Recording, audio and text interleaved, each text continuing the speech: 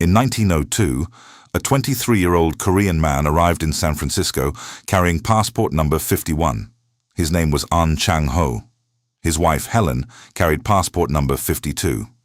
They were the first married Korean couple to legally immigrate to the United States. He had no money.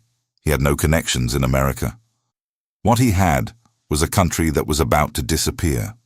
Korea, a 5,000-year-old civilization, was 3 years away from becoming a Japanese protectorate and 8 years away from being erased from the map entirely.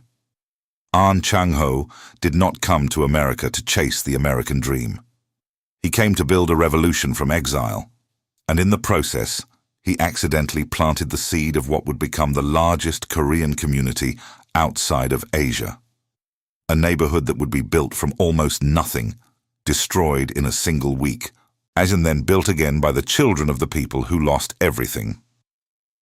This is the documented history of Los Angeles, Koreatown. When Ahn Chang-ho landed in San Francisco in October of 1902, the Korean population in the entire United States was essentially zero.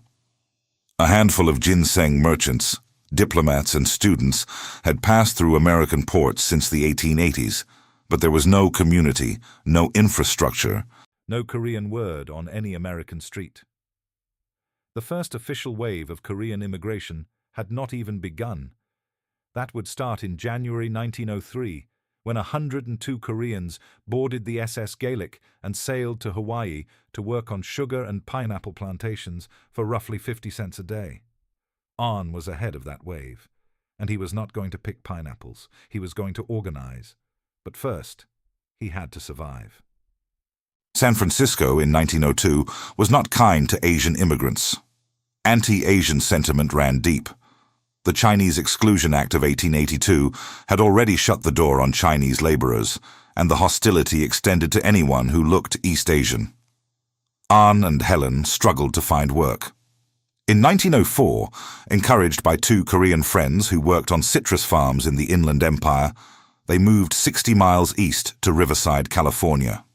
At the time, one of the wealthiest cities in the state, built on the back of a booming orange industry. Ahn got a job picking oranges at a grove called Alta Cresta, owned by a retired biscuit company executive named Cornelius Earl Rumsey. And here, in the dirt rows between orange trees, one of the most consequential chapters of Korean American history began. Ahn did not just pick fruit.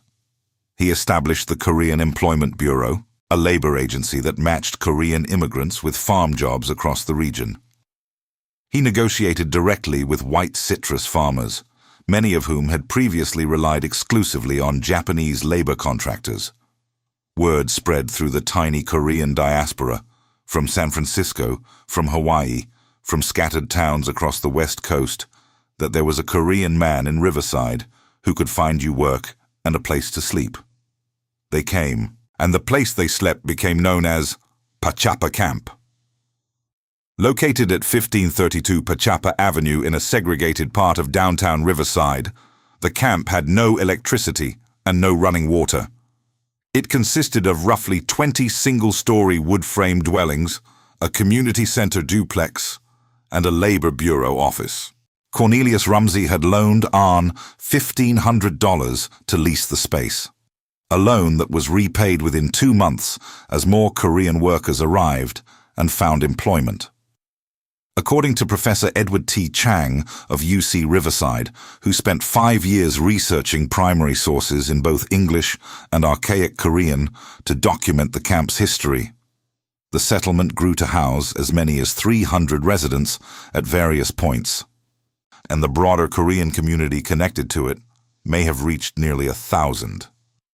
The Korean newspaper Sinhan Minbo recorded 70 members of the community's cooperative association in 1905 and 150 by 1907. What makes Pachappa Camp extraordinary, and what was essentially unknown to historians until Chang's research in the 2010s, is what happened inside it. This was not merely a labor camp, it was a laboratory for Korean democracy. Ahn Chang-ho founded the Gongnip Hyofui, the Cooperative Association, which established behavioral guidelines and governance structures for the residents. Lights were to be turned off at 9 in the evening. Korean women were asked not to smoke long pipes in the street. Residents were encouraged to wear white shirts whenever possible to project what Ahn called a clean appearance. These were not arbitrary rules. They were the first draft of a democratic Korean society, written in exile in a segregated neighborhood in California by a man who picked oranges for a living. The Cooperative Association eventually expanded beyond Riverside, merged with other Korean organizations across the West Coast, and became the Korean National Association, the most significant Korean-American civic organization of the early 20th century. In 1913, Ahn also founded the Young Korean Academy in San Francisco, designed to develop leaders for an independent Korea. And in 1919, when Korean activists established the Provisional Government of the Republic of Korea in Shanghai, Ahn Chang-ho was one of its key founders.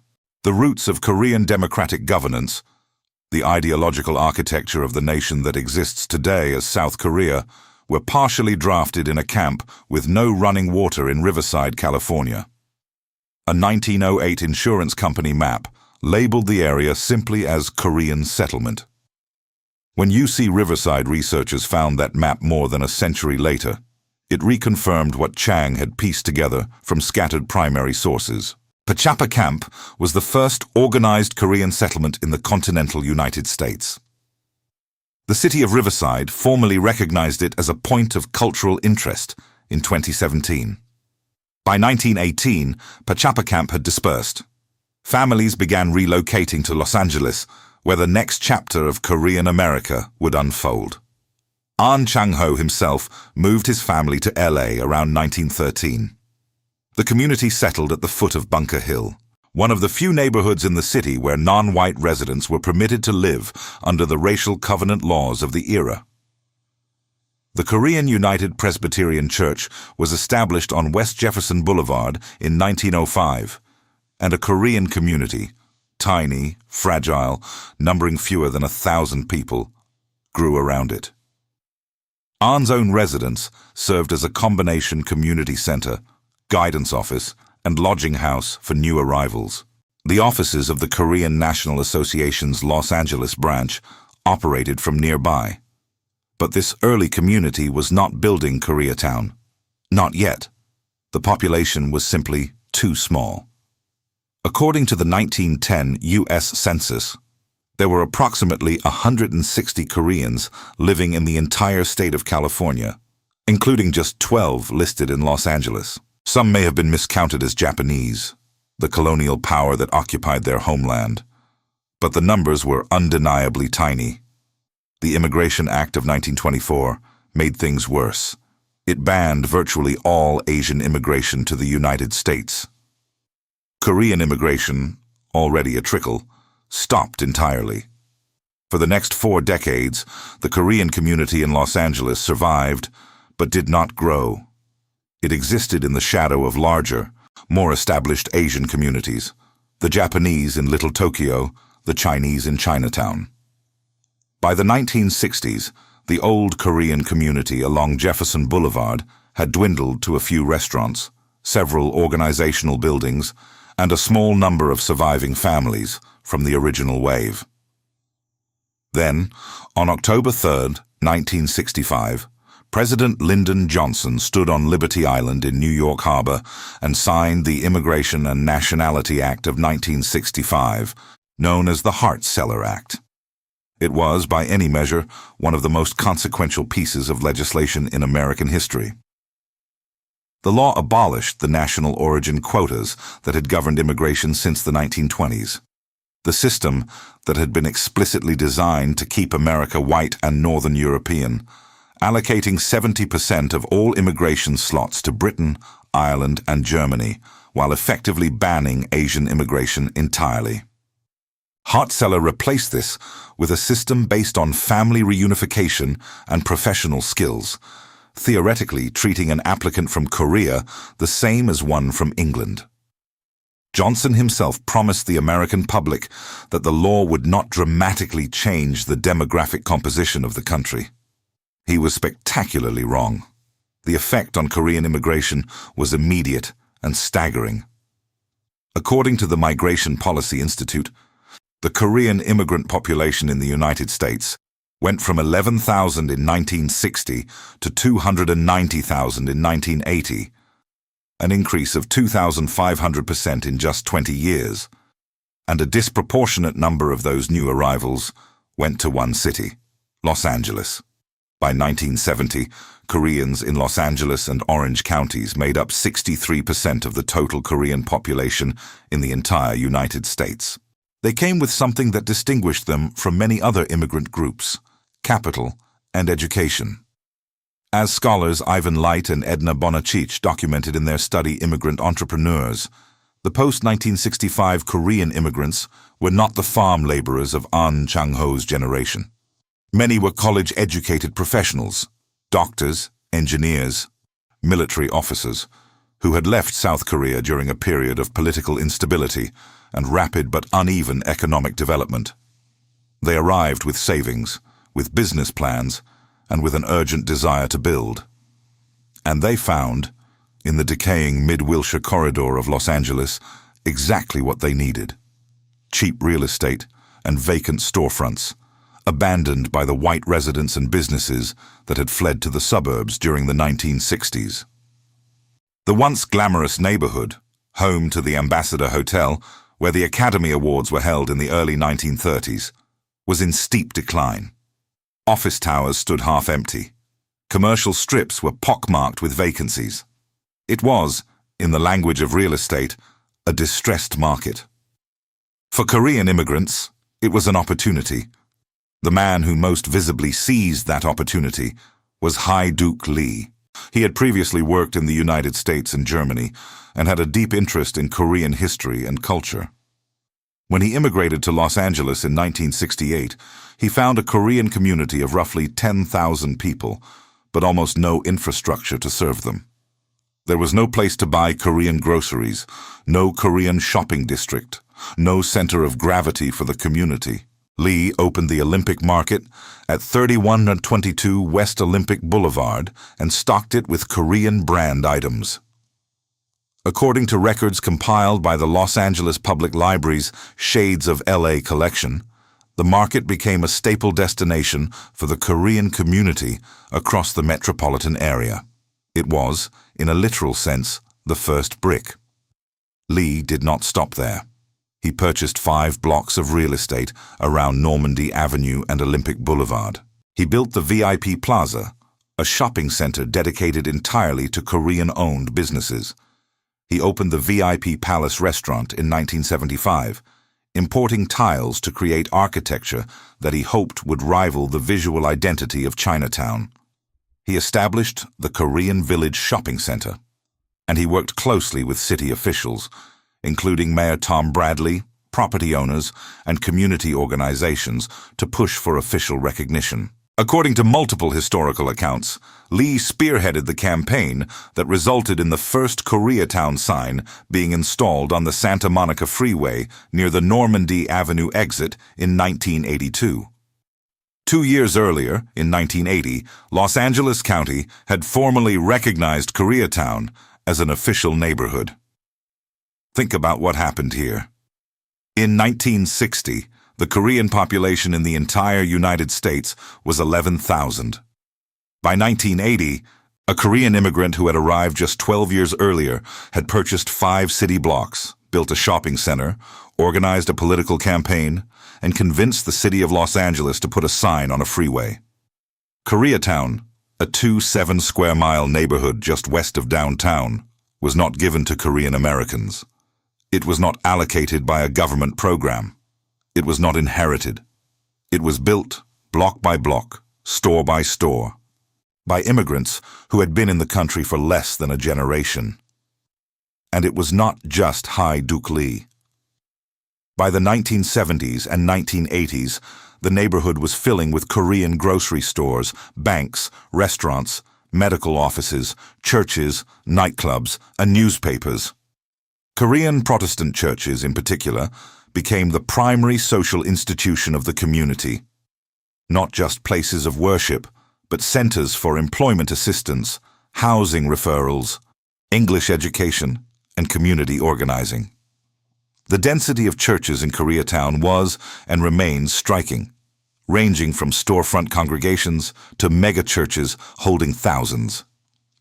In 1973, a group of Korean merchants and scholars had formed the Koreatown Development Association, whose first project was a campaign to put up Korean language signs on Korean shops, a visible assertion that this neighborhood belonged to them. But belonging in America has always been conditional for people who are not white. And the conditions of Koreatown's existence were, from the beginning, entangled with the racial geography of Los Angeles in ways that would prove devastating. As Korean immigrants built their businesses in the Mid-Wilshire area, many also opened shops in south-central Los Angeles, a predominantly black and Latino neighborhood, where rents were even lower. Korean-owned grocery stores, liquor stores, and gas stations became fixtures in communities where previous white owners had sold and left after the Watts riots of 1965. This created a volatile dynamic. African-American residents saw Korean merchants profiting in their neighborhoods while living elsewhere. Korean merchants, many of whom worked 18-hour days behind bulletproof glass, saw themselves as hard-working immigrants building a better life. Both communities were right about their own experience, and both were trapped in a structure of American racial capitalism that pitted marginalized groups against each other while the systems that created their poverty remained untouched. The breaking point came not from Koreatown, but from a liquor store in South Central. On March 16, 1991, 13 days after the videotaped beating of Rodney King by LAPD officers, a Korean shopkeeper named Soon Ja-do shot and killed 15-year-old Latasha Harlins inside her store. Do accused Harlins of stealing orange juice. Security camera footage showed Harlins placing money on the counter before Do grabbed her backpack, and after a physical altercation, shot Harlins in the back of the head as she turned to leave. A jury convicted Do of voluntary manslaughter. The judge sentenced her to 5 years of probation, 400 hours of community service, and a $500 fine. No prison time. The sentence ignited fury in the black community and became a symbol of the devaluation of black life in the American justice system. 13 months later, on April 29, 1992, a jury in Simi Valley acquitted the 4 LAPD officers charged in the beating of Rodney King. Within hours, Los Angeles erupted. What Korean Americans now call Sa-aigu, 429, the date, began. The geography of what happened next is essential to understanding it. The riots began in South Central, miles from Koreatown. But as violence, looting, and arson spread across the city, something specific happened. The Los Angeles Police Department established a perimeter. They drew a line. And Koreatown was on the wrong side of it. As documented by multiple sources, including the Los Angeles Times, Korean American residents, and subsequent investigations, the LAPD largely withdrew from Koreatown to defend wealthier, predominantly white neighborhoods to the west. Beverly Hills, West Hollywood, the affluent enclaves beyond the freeway. A Korean American resident later told reporters what many in the community understood in real time. The police cut off traffic into Koreatown, trapping residents and business owners inside a zone with no law enforcement protection, while using those same roads as a gateway to defend richer neighborhoods. It was, in the blunt assessment of the community, containment. The message was clear. Some neighborhoods were worth protecting, and Koreatown was not one of them. What followed was 6 days of destruction. Over 2,200 Korean-owned businesses were looted, damaged, or destroyed. Property damage to Korean businesses alone was estimated at $400 million, roughly half of the total $1 billion in damage across the entire city. Koreatown, despite being geographically distant from South Central, was the most severely damaged neighborhood in the riots. The Korean community received almost no police response. Desperate merchants called 911 and received nothing. They called again and again. Nothing. Radio Korea, the community's primary Korean language station, shut off all regular programming and began broadcasting live calls from business owners pleading for help. The station became a de facto emergency dispatch center. In the absence of the state, the community defended itself. Korean business owners, many of whom had served in the Republic of Korea armed forces before immigrating, took positions on the rooftops of their stores with rifles, shotguns, and handguns. Open gunfights were broadcast on live television.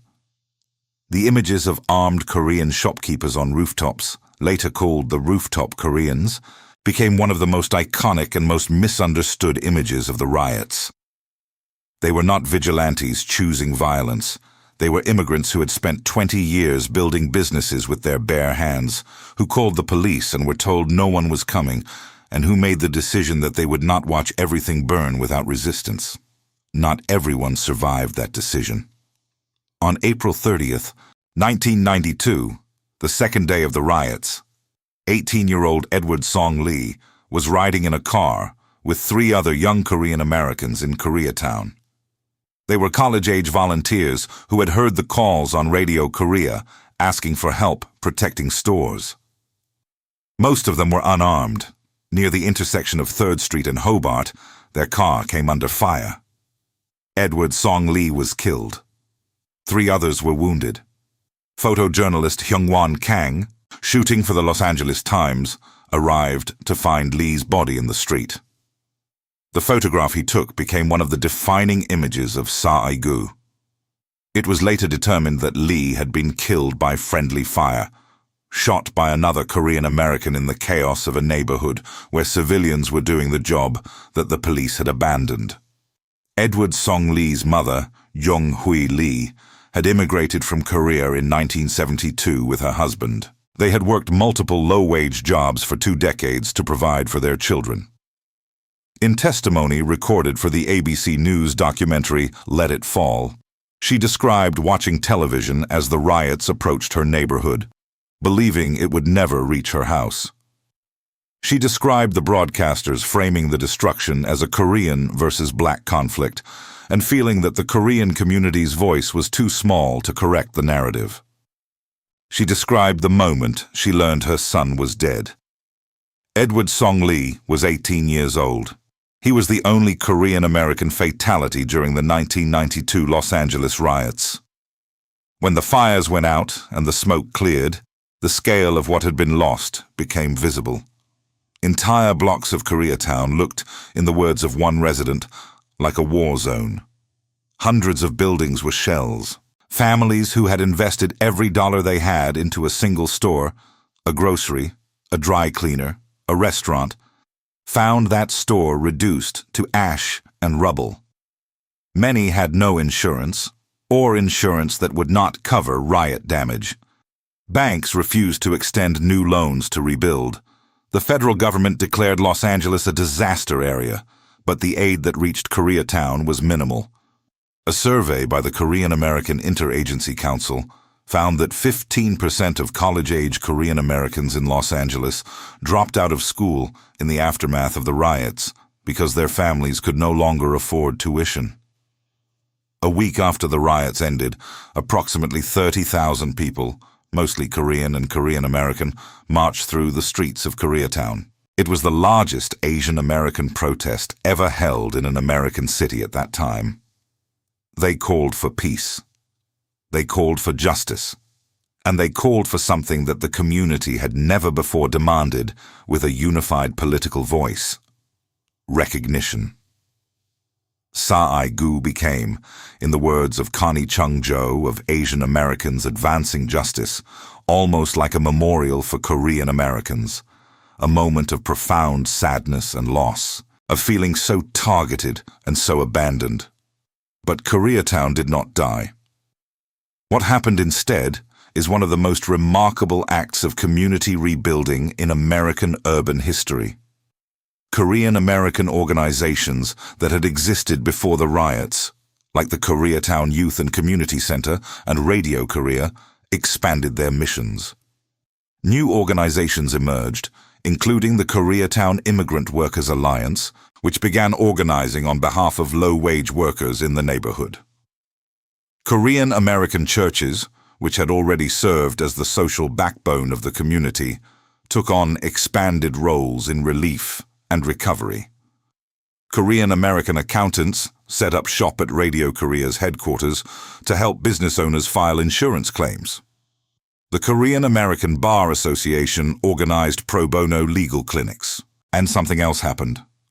Something that the scholars who study Koreatown consider the most significant legacy of Sa-i-gu. The second generation found its voice. Young Korean Americans who had grown up watching their parents work silently behind store counters, who had translated English for their mothers and fathers, who had witnessed their community be abandoned and then blamed. These young people did not retreat. They ran for office. They became journalists. They became lawyers and community organizers. They invested in Koreatown businesses. Congressman Andy Kim of New Jersey, speaking at a 2022 commemoration of Sa-i-gu, described the riots as a turning point that affected Korean Americans across the entire country, not just Los Angeles. As he put it, the lesson was that you have to be a friend before you need a friend, that political relationships and solidarity with other communities had to be built in advance, not sought in crisis. Today, Koreatown encompasses 7 square miles of central Los Angeles. It is one of the most densely populated neighborhoods in the city, and one of the most diverse.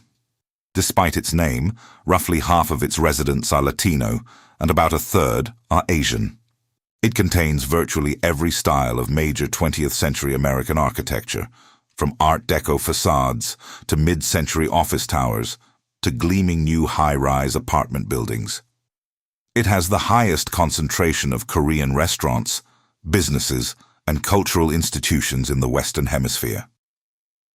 The annual Korean Festival and Parade draws over 350,000 people. In 2006, the Daewol Young Pavilion, a 5,000-square-foot open-air structure built in traditional Korean architectural style, was dedicated in the heart of the neighborhood, directly across the street from where the first Korean grocery store had opened decades earlier.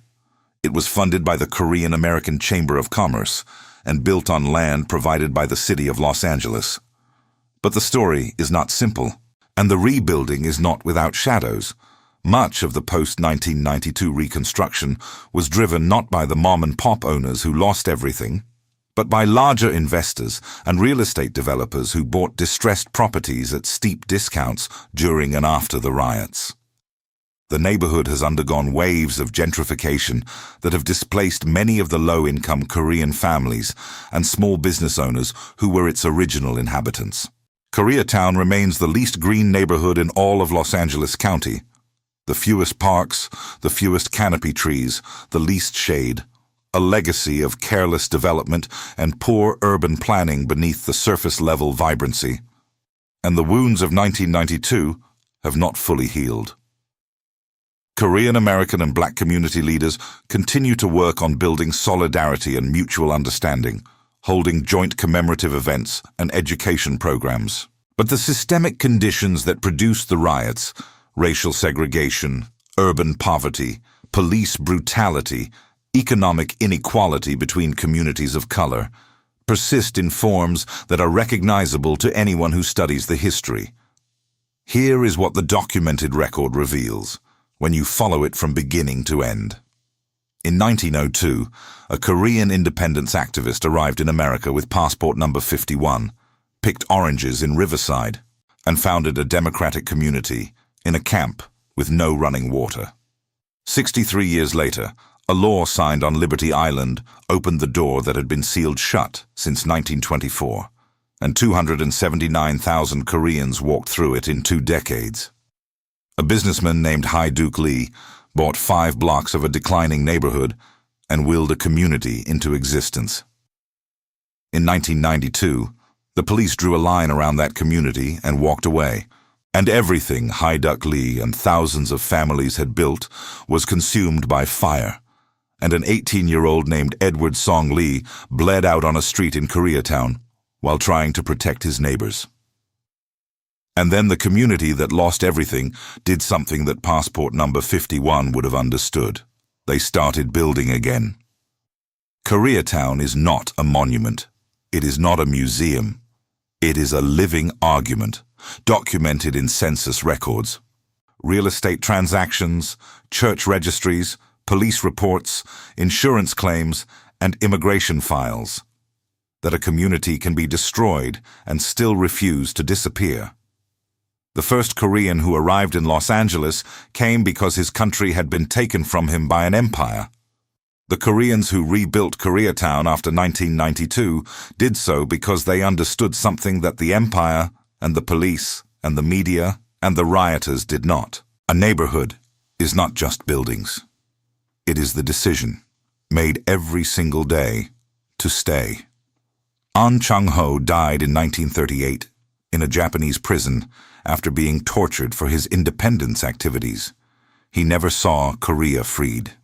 He never saw the community he planted in Riverside grow into the largest Korean settlement outside of Asia.